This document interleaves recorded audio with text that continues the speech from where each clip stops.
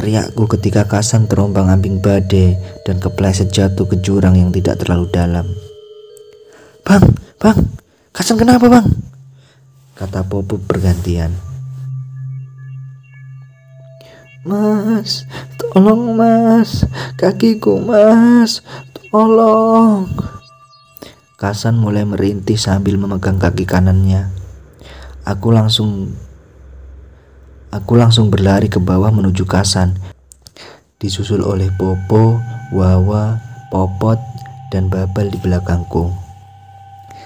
Kami menuruni jurang yang tidak terlalu curam, mungkin hanya kedalaman sekitar 3 meter. Mas, tolong mas, kakiku terjepit batu, sakit mas, tolong. Rintih Kasan yang semakin menjadi-jadi karena semakin kesakitan.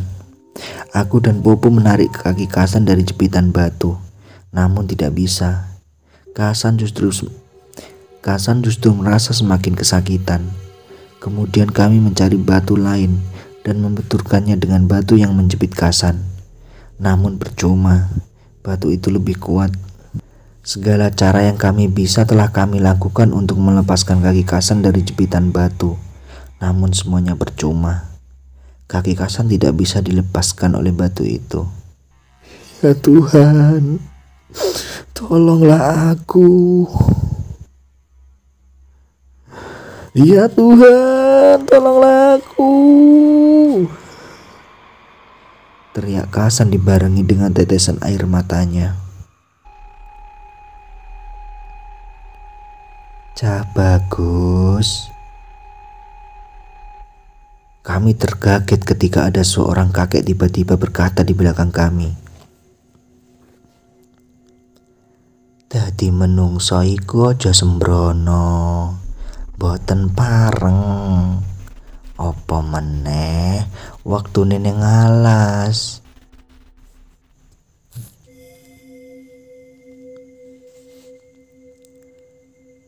Menungso iku sembering welas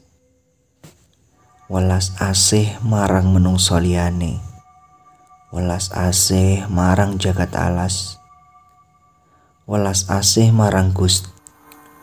Kami hanya terpaku melihat kakek berambut putih gondrong yang tertutup belangkon itu berkata-kata. Baju lurik dan celana hitam yang sudah kusut melekat di tubuhnya. Kehadirannya yang semula mengagetkan kami, kini justru meneduhkan. Kakek itu lalu berkata lagi dan memberitahu bahwa Kasan tadi membuang sampah sembarangan. Oleh karena itu, penunggu Gunung Lawu marah dengan kelakuan Kasan.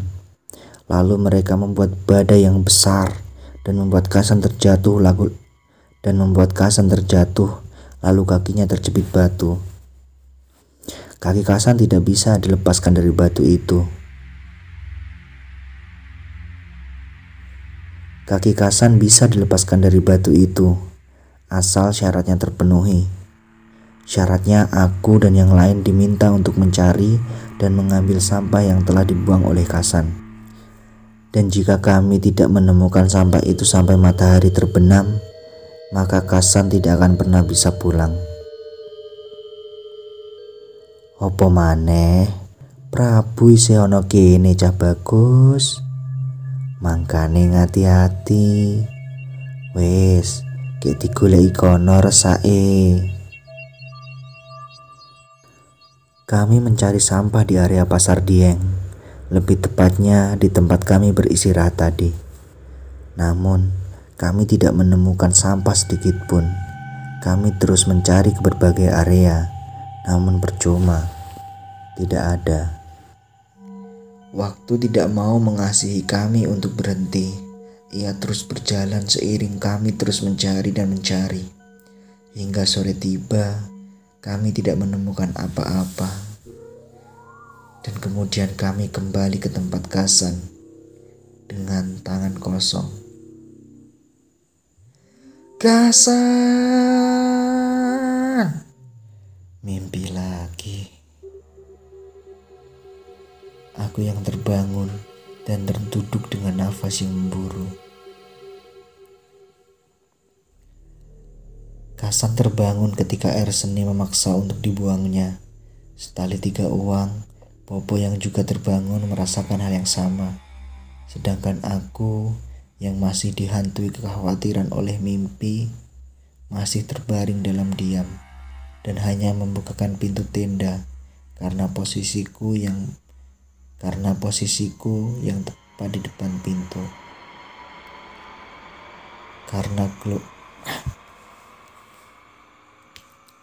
Kasan keluar tenda terlebih dahulu daripada Popo.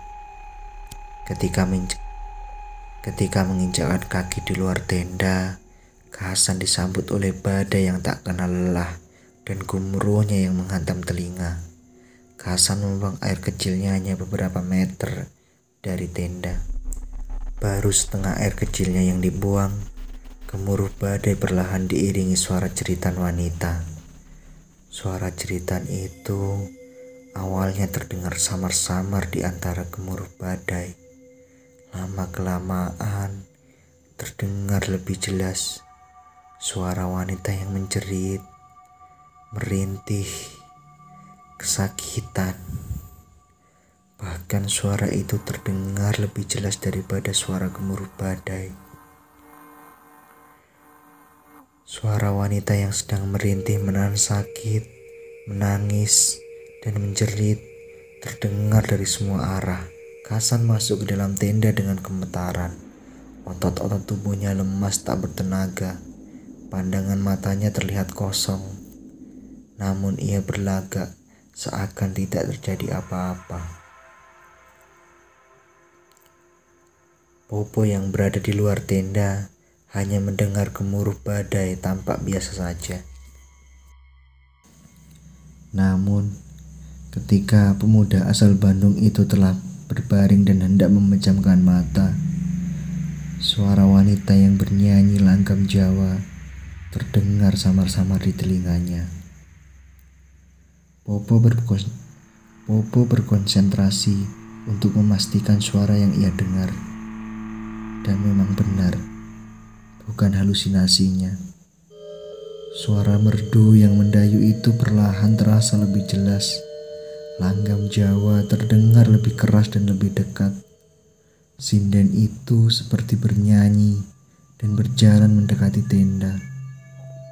Alunan gamelan terdengar mengiringi suara sinden itu bernyanyi. Suara sinden yang diiringi alunan gamelan itu meruntuhkan keberanian Popo. Badannya gemetaran, nafasnya ngos-ngosan, dan keringat dingin keluar dari pori-pori kulitnya. Pikirannya melayang menerka apa yang akan dilakukan sinden itu. Bagaimana wujud sinden itu? Visual yang selama ini dipertontonkan oleh film mulai membanjiri imajinasi Popo. Seorang sinden yang bernyanyi memakai kebaya, bersanggul, dan berselendang sesuai dengan adat Jawa, mendekatinya dengan terus melantunkan langgam. Atau mungkin wanita yang berambut berantakan memakai kain kafan dengan wajah hancur serta mata merah yang sedang bernyanyi. Di tenda sebelah, Wawa, Popot, dan Babal juga terbangun. Namun mereka tetap berbaring tanpa berbicara satu sama lain. Karena suara kereta kencana sedang mendekati mereka. Suara kuda terdengar sedang menarik kereta kencana. Kuda penarik itu terdengar mengenakan lonceng tembaga. Percakapan antara seorang putri dengan seorang lelaki yang bertugas menjadi kusir terdengar cukup jelas di telinga mereka.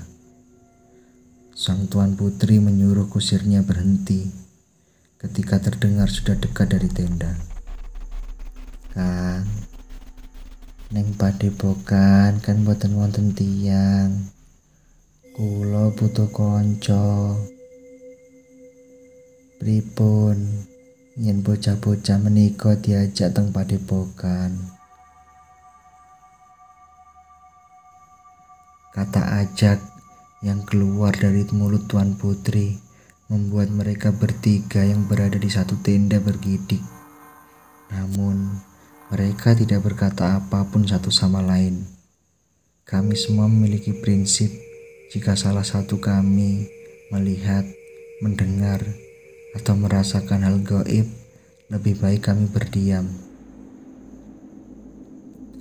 Mereka tidak sadar bahwa ketiganya mendengar hal yang serupa, tetapi Wawa dan Popot menutupi perasaannya dengan membelakangi Babal yang berada di tengah. Esok yang tak dibangunkan matahari membuat kami malas keluar dari tenda. Badai yang tak kunjung reda pun menguatkan rasa malas itu. Dengan mata yang tak sepenuhnya terbuka dan raut muka yang sayu, aku membuka kompor dan membersihkan nesting. Kami memutuskan untuk samit, karena kami telah kehabisan air bersih.